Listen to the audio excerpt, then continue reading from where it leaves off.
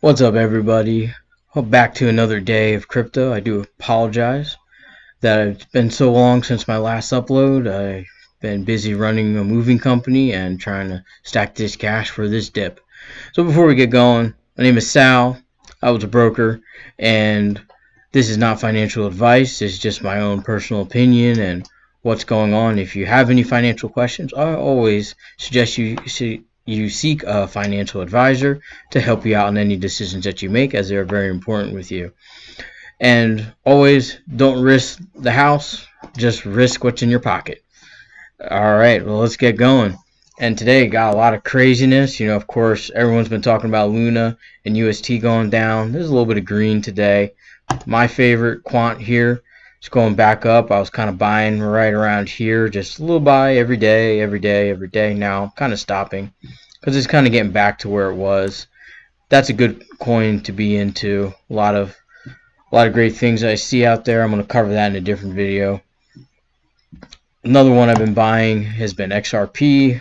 It's funny, I haven't seen a lot of influencers and crypto posters posting anymore, so the ones I follow seem to keep doing it, so they seem like the ones to go through anyway. But this looks like it's a great buy. You're looking at 38 cents right now as of this video, and it's just a crazy time to get in on this, because I don't even know why this is even dropping, other than people just having fear, selling off. My time to recommend to buy. Like I always say, when everyone's running, you gotta run in from where they're running from. When they're fearful, get greedy. When they get greedy, get fearful. All that. But it's more to it when you actually apply it. Because right now, I'm just every day a little bit. I buy a little bit, buy a little bit more, buy a little bit more every day. So that way, I may go down 10, 12, 20%, but I'm still buying. I'm getting better and better prices. So there are some things I like. I can't even see the ones I'm following on here because they're they're so small. But the ones I'm holding, XRP, Quant, where I can't even see it. Where is it? Where is it? Dots here somewhere. Crow. Oh man, I can't even find it. But it's Atom, and of course, you're not going to see VVS Finance on here. And I do have a little bit in the Miami token, stacking that Stacks coin to stack Bitcoin, and we're going to see how that goes. I don't have a lot of money in there. We're only talking 1% of my portfolio, so a few $100s lost here and there is really won't bother my account too much. But like everyone else, I am down 50%, but I'm still buying. This is a perfect time to buy, perfect time to get in there, but also it's a perfect time to start buying buying stocks as well. I got a good pick for you guys, but I wanted to go ahead and talk about what's going on in Terra. And this is a perfect example as to why I do apologize. My dog is feeling a little sick today. Poor Odin. He's got a upset stomach and he's not feeling it today. So if you hear him kind of mumbling in the background, I do apologize. We got the struggle bus over here, so when I get better tech, you won't be able to hear it. But anyway, with Terra's meltdown, people were talking about it was inevitable. It was a big risk, and this is kind of like a classic point. I don't think it was a rug pull or anything, but I do think it was a run on the bank. And this was the perfect example as to why you should have regulation in this space, because if this was FDIC assured and let's say you had $150,000 in there, you would get your money back. You'd be made whole by the government insurance.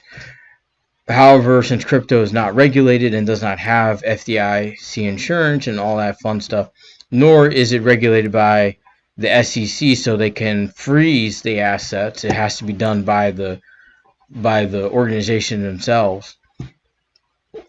It kind of made for things to be kind of chaotic, and you could see how fear led to more fear. And I was watching this. I'd go to bed at it, seeing it at 50, wake up, it's at 20, go to bed the next day, wake up, it's at 5, and then now I woke up this morning and it was at 11 cents at one point. So let's go ahead and take a look at that. What's that at right now? So yeah, we're at under a dollar. I'm sorry, not under 1 cent. 0.003461. Oh, there we go. It just dropped. Just dropped again. Oh my goodness. And I feel for it. I heard stories of people self-deleting themselves. I heard people causing mass depression.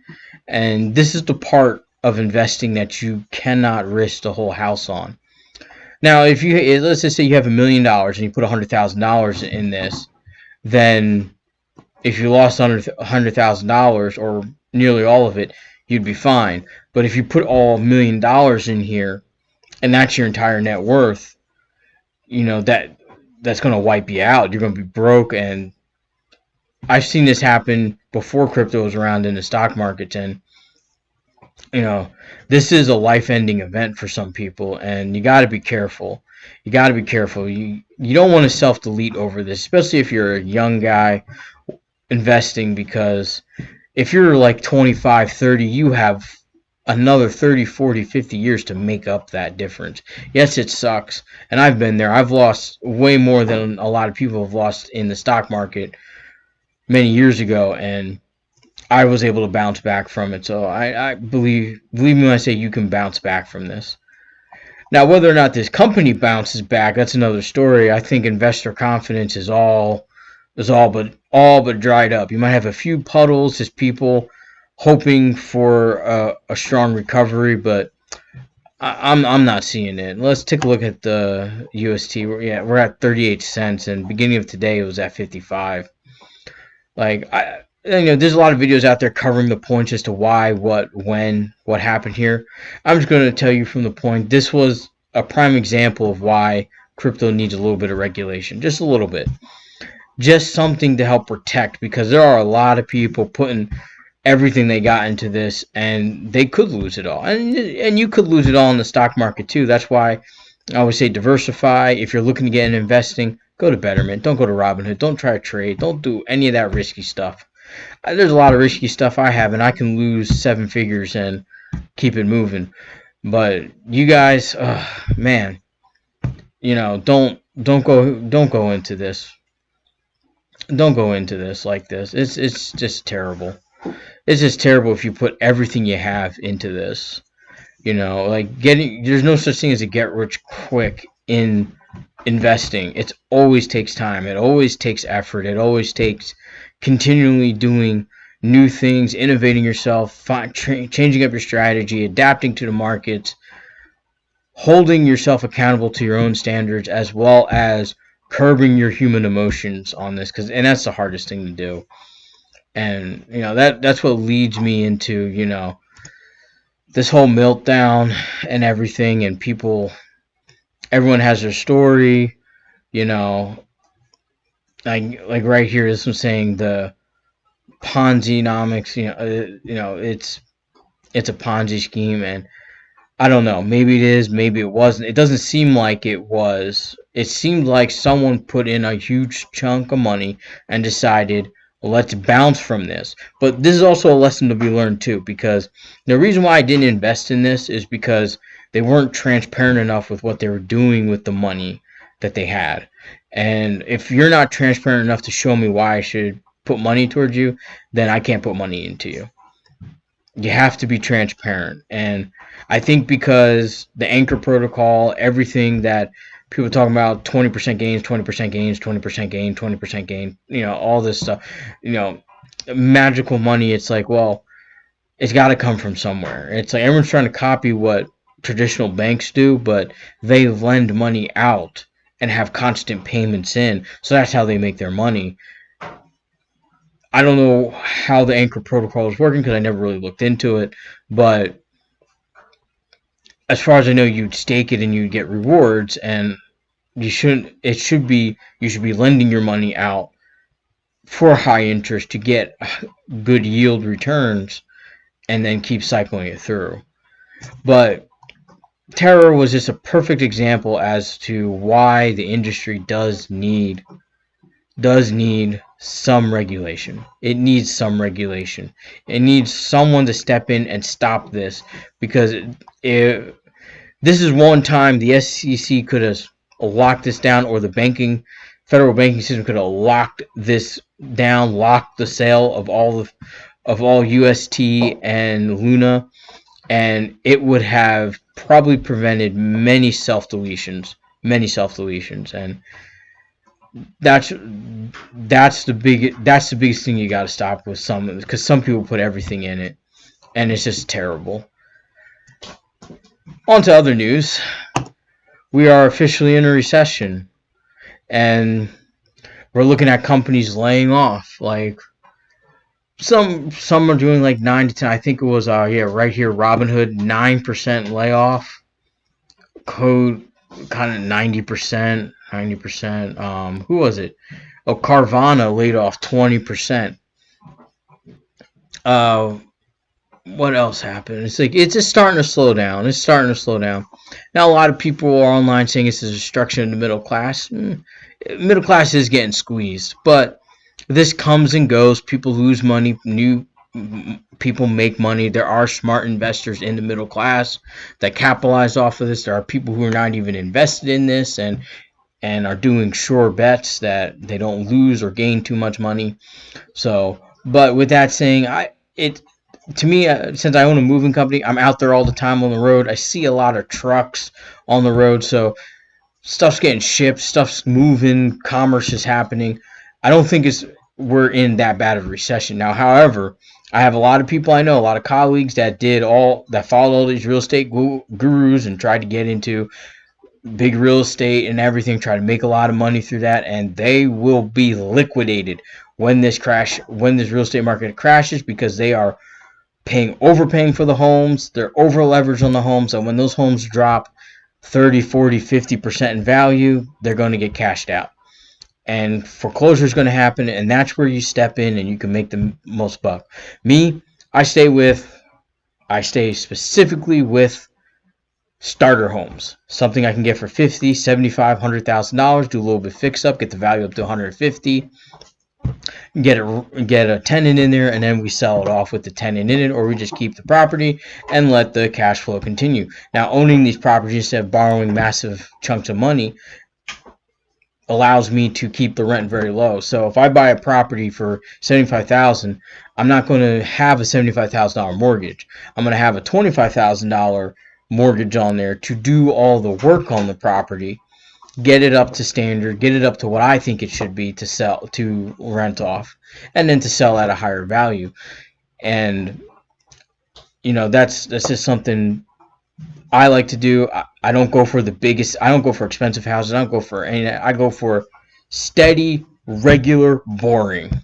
And like I said, this work, it ain't sexy. You got to go with what's tried and true. And people need cost efficient rent right now. People need homes right now. People can't afford to buy homes, and there's a lot of people that can afford rent. And when I get a nice 3-bedroom home, maybe has one, maybe 2 baths, and I rent that sucker out for $800, hey, in my area, I'm under market by 400.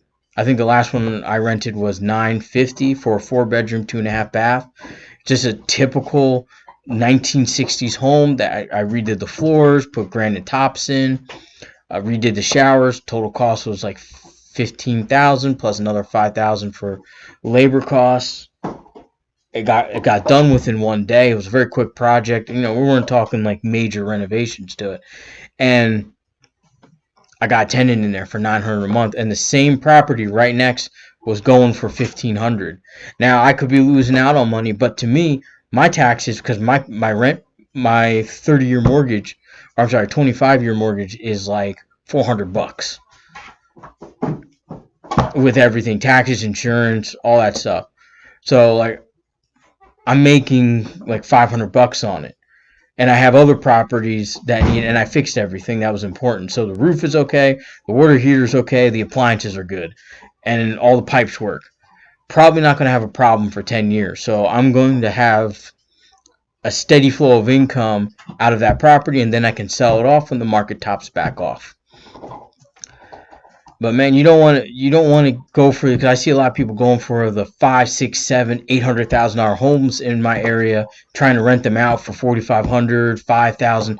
You can't. And when your APR mortgage starts climbing and climbing and climbing, then your rent has to go higher, and eventually you price yourself out of the market and you collapse. So it's when we get into real estate, best thing I say is don't listen to gurus. Just buy something you know works in your area that you live in. Start in the area that you live in. Don't go elsewhere. Find properties that you know will work, that you know you can rent quickly, that you know that you can keep well maintained, and grow from there. That's what I'm doing. And what I do is, I don't do it now, but I take my profits off the stock market and crypto, and we move them right into real estate. And I want to keep doing that. And with my plan, we're going to go big. Once the market turns around, another year and a half, 2 years, gets back up, going to have a bull run, I'll be in a great shape for it.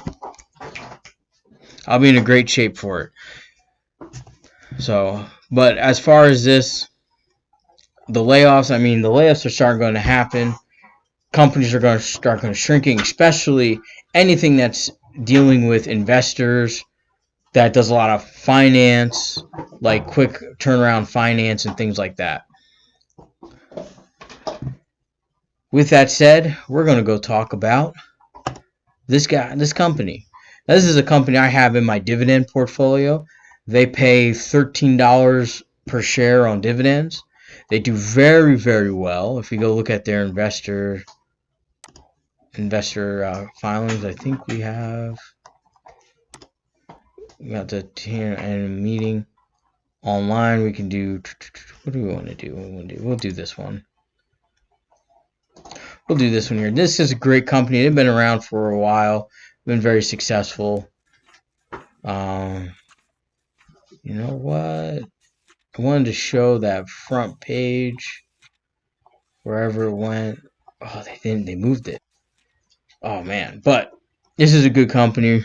So right here, you're looking at positive growth. Now, granted, this is a real estate lending investment company, and they do commercial and private and residential, and they do mortgages to self-employed. So it is a little bit risky right now. It is currently going down. I think it's currently at like $6. And let me double check here.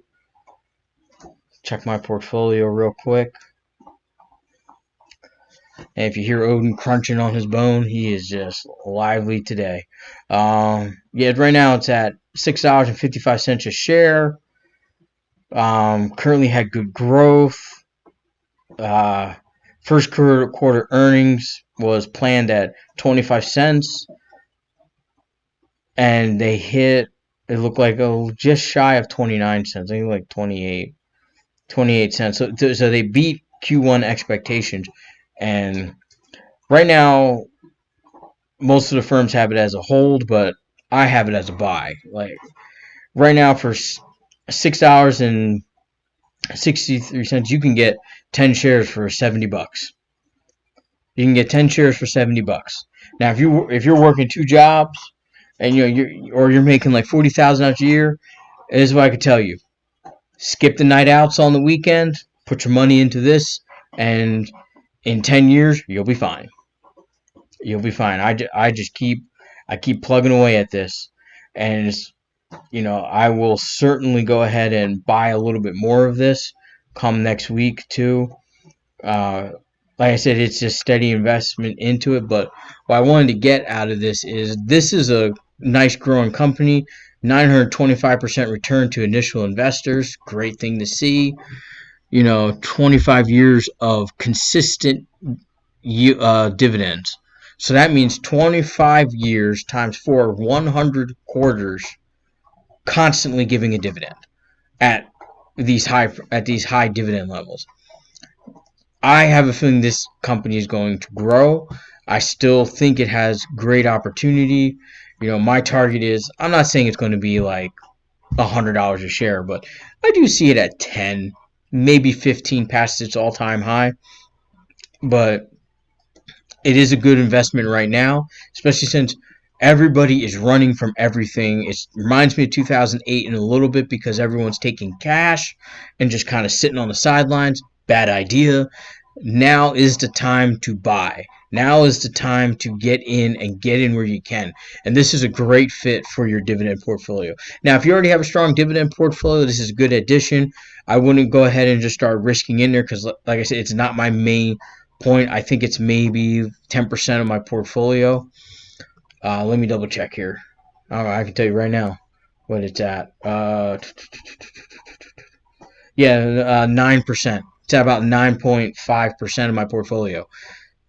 What else I have in there is Walmart because I think as the recession hit, Walmart's a good place to put money into. They have lower dividends than most places, but they're a safe bet and they'll double your value over the next 5 years, and you can kind of cash out at that point and switch it up for something that's going to give you more money. But I have that, I have Apple, I have Microsoft, and I have Bank of America in with this. And I just steadily just equal proportions into each and just keep it growing. Sometimes some I put only into it, but I let the dividends, if I don't need to cash out the dividends, I put the dividends back in and reinvest into the stocks.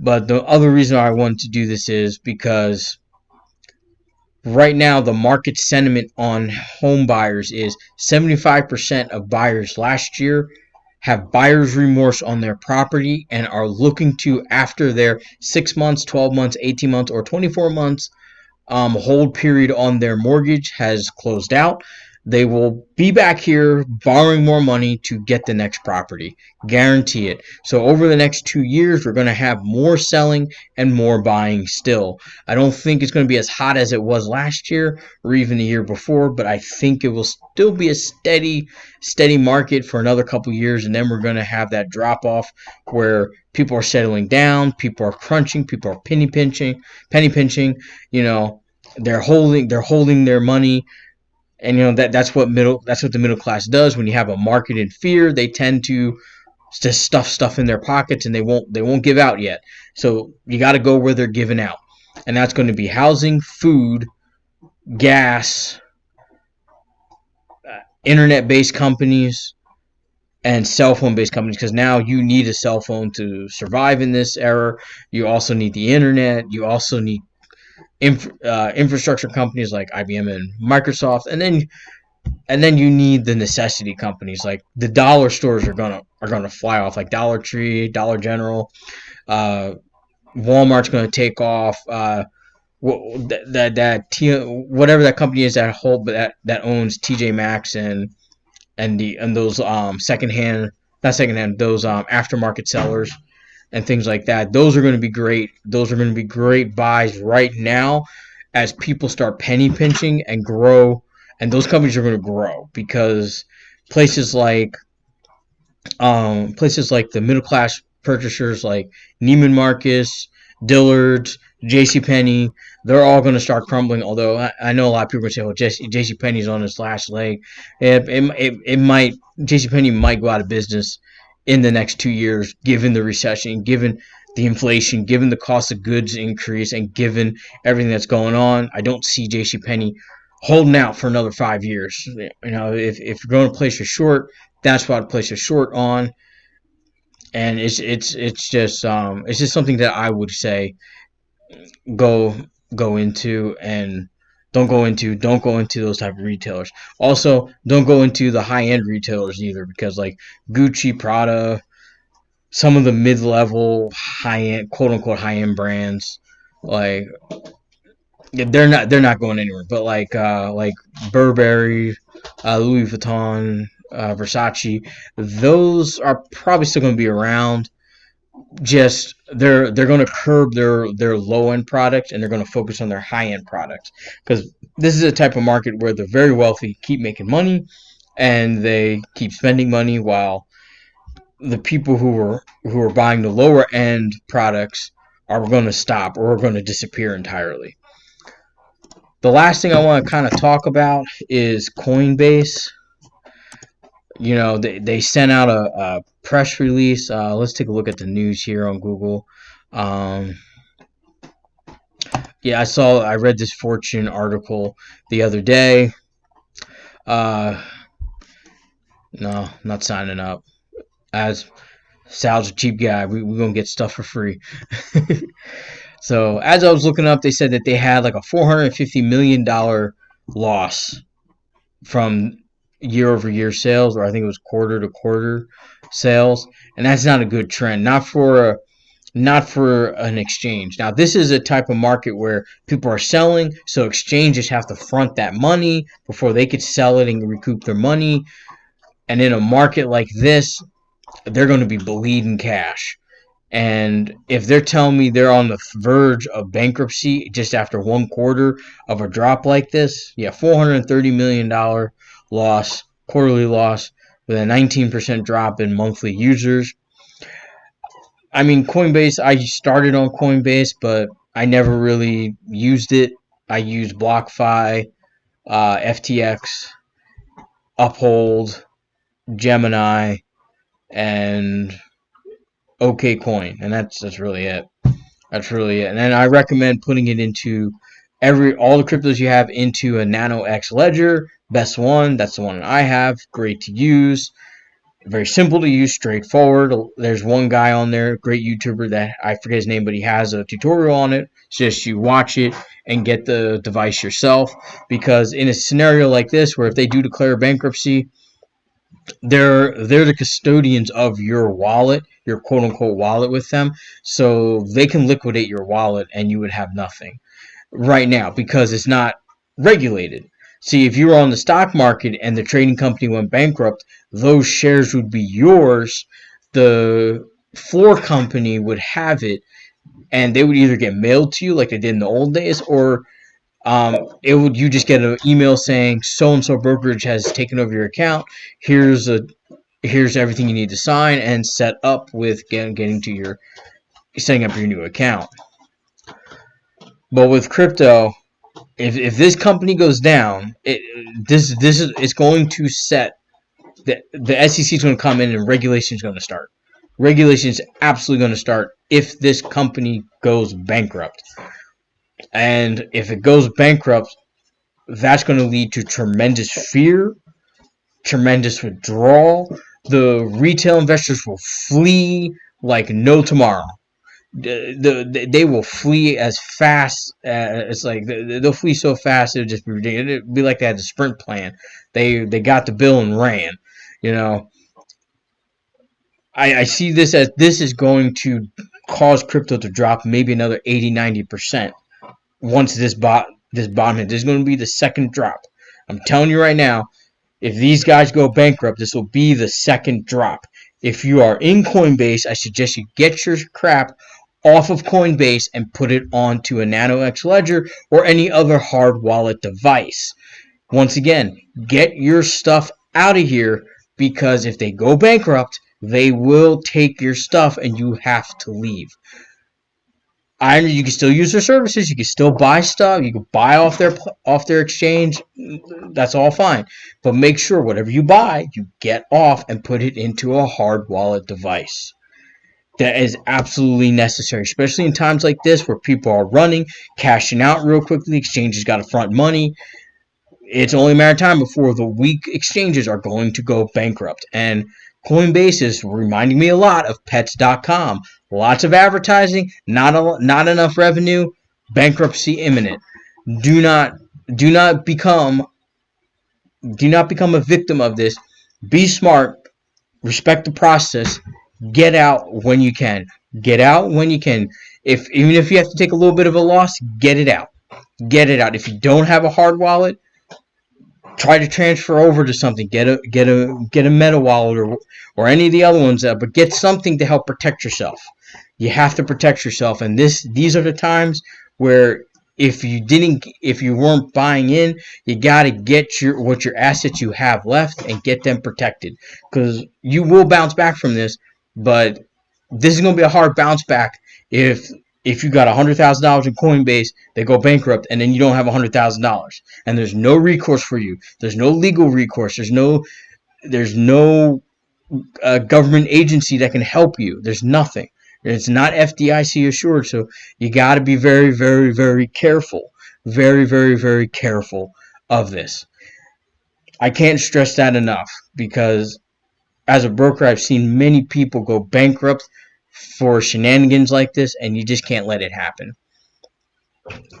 I really, really feel like I did a disservice here. Even though I'm a broker, I don't have a fiduciary responsibility, but this, I feel like I have a fiduciary responsibility to tell you, get the hell out of Coinbase. Don't keep anything in the wallet. Get it into your own wallet. You can still use the app and everything, but get out. Let's go back. I said a lot there. It was a lot for the last 20 minutes, but a lot of craziness has happened. A lot of craziness going on in the world. There's a lot of craziness that is happening in the world right now. But we got to play smart. We got to play strong, and we gotta know when to hold them. We got to know when to fold them. And sometimes I myself, I gotta fold it. I gotta fold. Sometimes I gotta walk away. You know, and it's okay. I think one thing. What did I walk away from?